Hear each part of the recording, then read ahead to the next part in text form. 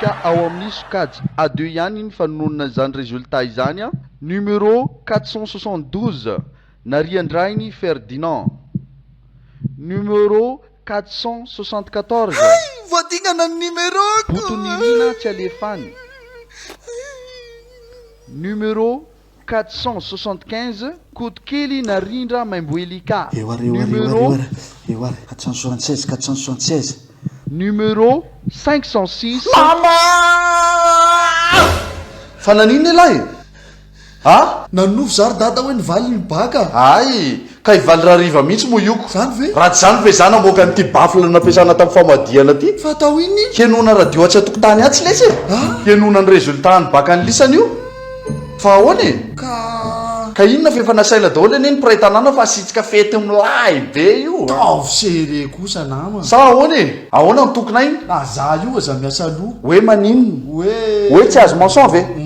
Ny anao aloha defa teneniko zao fa aleoko mahita latsy afaka tozay tsy mahazo mention eo a. Anjay kosa ry dada. Eka. Fa mba mention inona ry kay aloha ry dada tamin'ny afaka baky. Mention passable. Zany arany anao ka efa mention ihany lesy zany a.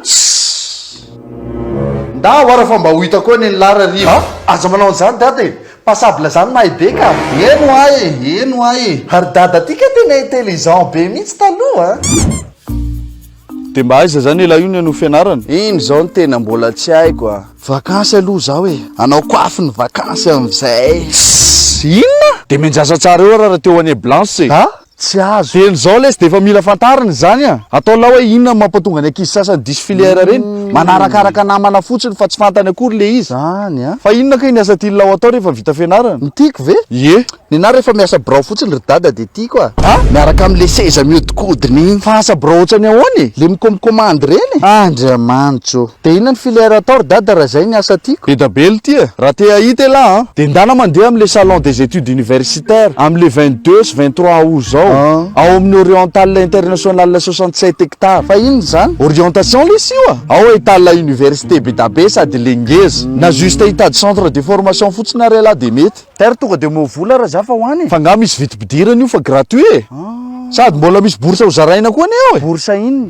Le mampigrevy ny zalahy hoe tsy voaloha reny ve? Fa nampila lesy zany a. Iza malala raha ho lasa any andafy ala. Sa ela tsy te hoany? Te hoany moko. Fa raha le tena tiako ane ry dada de le tsy miasa mihitsy e. De iza ny mailina ny vady aman-janaka ela? Vadiko. De la zany anao inona fotsiny? Za mikarakara tokantrano e. Mitaiza. Mahandro.